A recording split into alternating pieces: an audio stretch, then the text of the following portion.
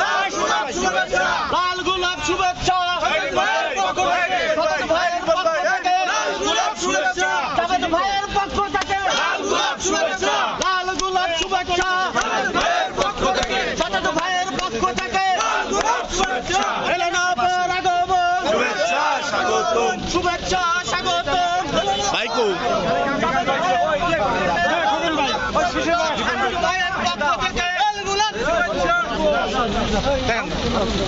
সমস্যা নাই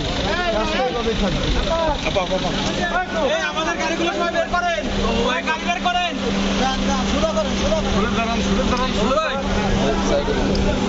আসেন আসেন